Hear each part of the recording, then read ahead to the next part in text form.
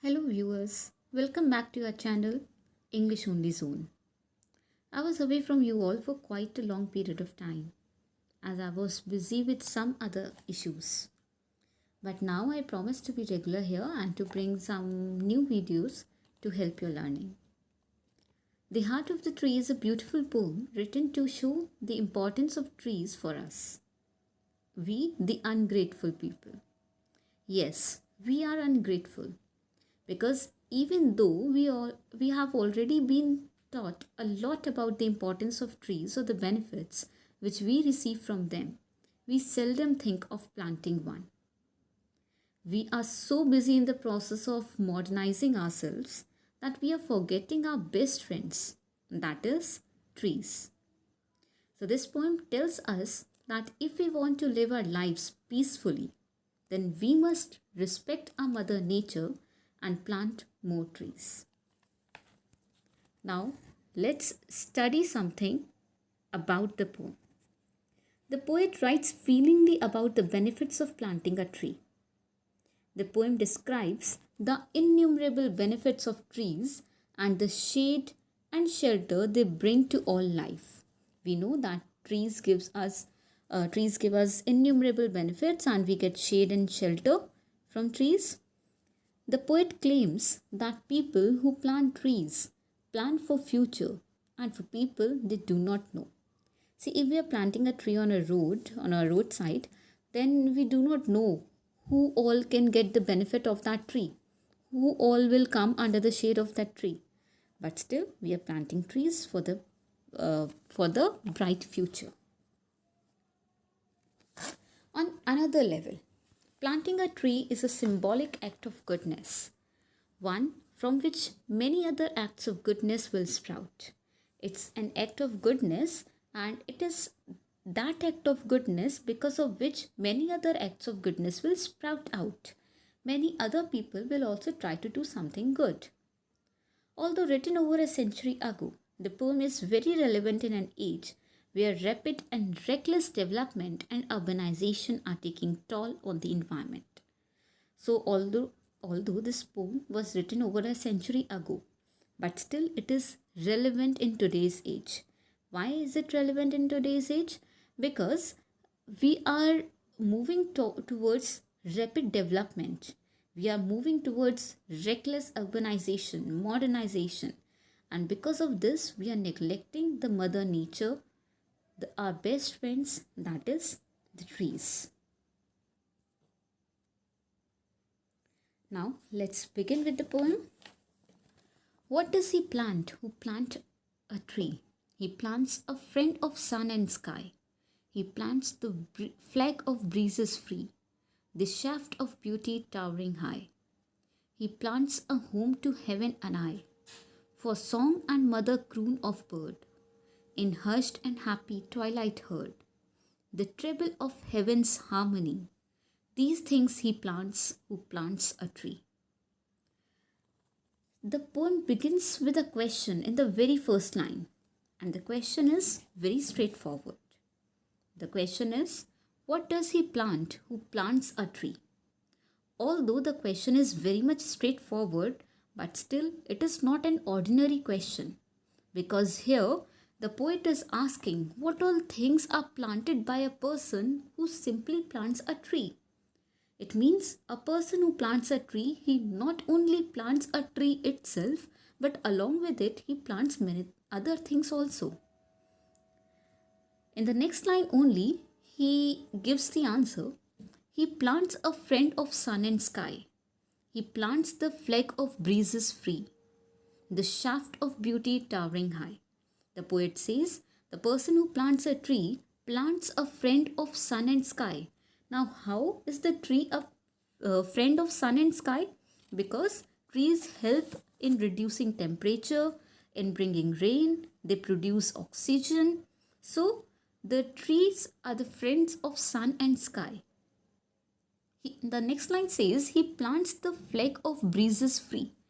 If you see a tall tree, its leaves fluttering in the breeze, so you would imagine a flag which is fluttering in the breeze. It is so calm, so beautiful. So imagine a tree as a flag which is fluttering in the breeze calmly, peacefully. The next line is the shaft of beauty towering high. Shaft means a ray or a stick or a pole. So the shaft of beauty towering high, a tall tree, it pleases everyone. It pleases the eyes of everyone. It's like a tall pole which is pleasing everyone's eyes. He plants a home to heaven anigh. Anigh means close, close by or nearby. So the person who plants a tree, he plants a home to which is close to heaven. Now how heaven is created near trees? That is stated in the next three lines. Let's read the next three lines. For song and mother croon of bird, in hushed and happy twilight heard, the treble of heaven's harmony. For song and mother croon of bird means lullaby. The lullaby sung by the bird. Now you know that when mother birds, they come back to their nests in the hushed time, in the twilight times, that is in the evening time. They sing lullaby to their babies so that they may eat their food and they may sleep. So the person who plants trees, he plants a home which is near to heaven because the mother croon of the bird is heard by the people living near the trees. In hushed, now the time of evening is very hushing time for the birds. Why is it hushing time for the birds? Because they come back to their nests, they are tired, they want to sleep, they want to rest because they get up early in the morning. So it's a hushing time. It's a happy time where the family is together. There is a bond of family, the family of bird. The treble of heaven's harmony. Treble means high-pitched singing. Of heaven's harmony. Heaven's harmony means calmness. How the heaven's harmony is understood near the trees? How is it felt near the trees? Because the birds sing high-pitched song for the babies, and then the calmness of the heaven can be realized near the trees. And then the poet finishes the stanza by saying that these things he plants who plants a tree. So all these things which are stated from the second to the last second line are planted by the person who plants a tree. So it means the poet begins the poem with a question, and then in the last line of the stanza he answers the question himself by stating that all the things which he has stated from line number 2 till line number 9, all these things are planted by the person who plants a tree. I hope you have understood the first stanza. Now let's move on to the next stanza.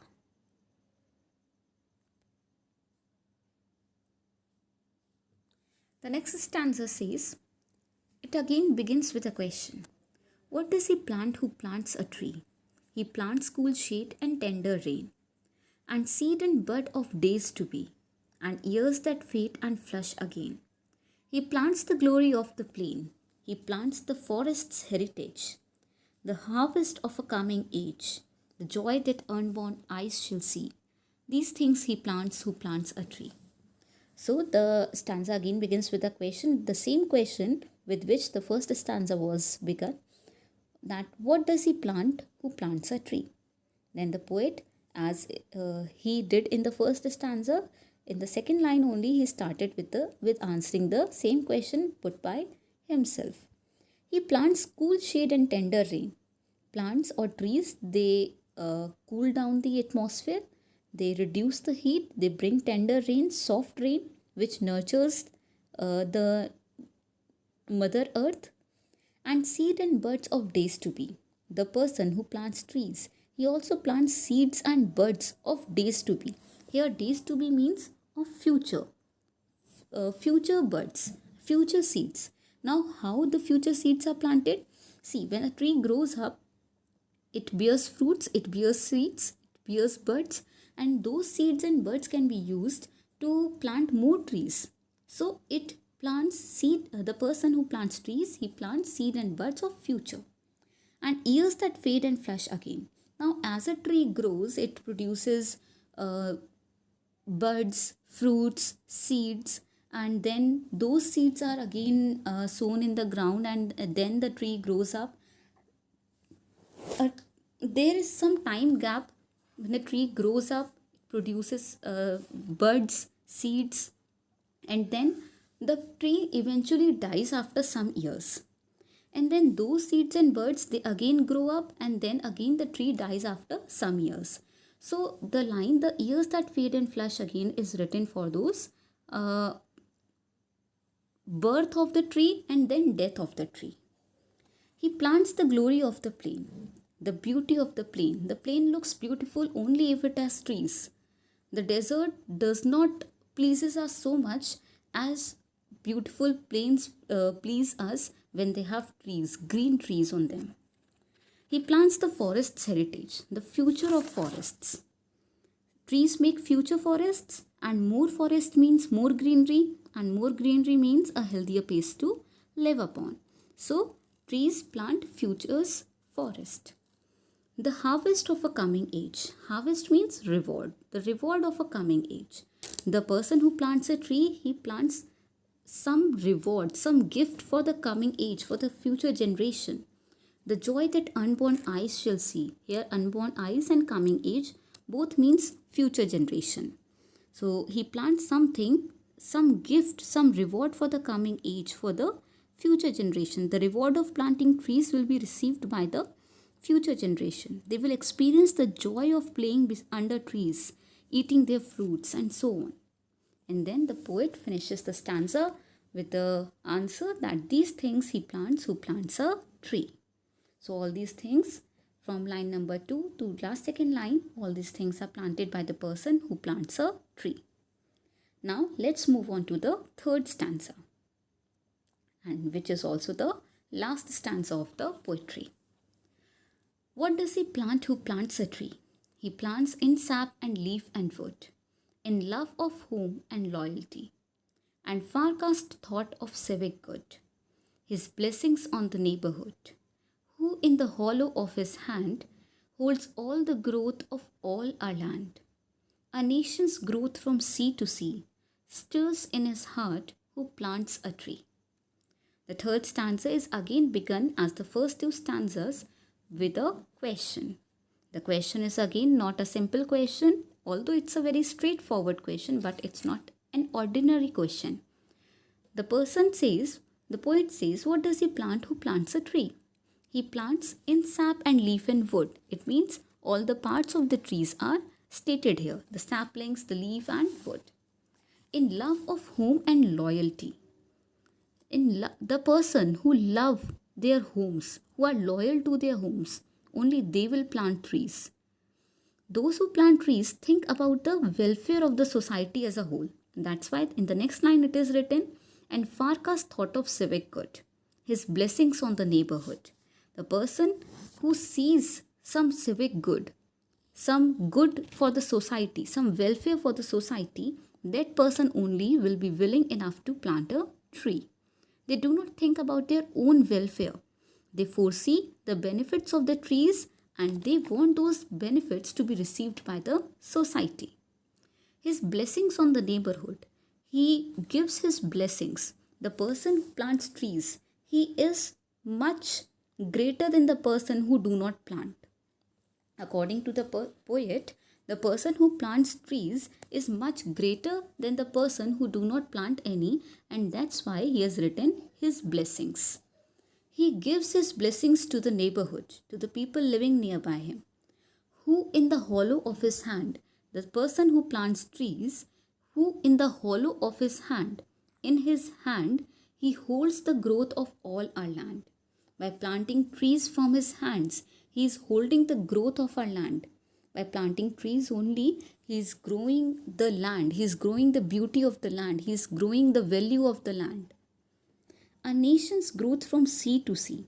Now here, a nation's growth from sea to sea means the person who plants trees, he is not bound by the political boundaries. He believes in the welfare of the society, he believes in the welfare of the world as a whole, as the entire earth. He thinks for the universal benefit for the entire planet and not only of a nation. So a nation's growth from sea to sea, from one nation to another, by reducing the political boundaries, by removing the political boundaries. So all these things are planted by the person who plants a tree, and this nation's growth from sea to sea stirs in his heart who plants a tree. It moves in his heart, in the heart of a person who plants a tree. So this was the explanation of the poem. I hope you have understood this. If you have any doubts in any of the line, or if you are not able to understand any of the word, you may always write down in the comment section. I will answer it there. And if you have liked the explanation, then do not forget to like the video, share the video, and subscribe to the channel English Only Zone. Thank you very much.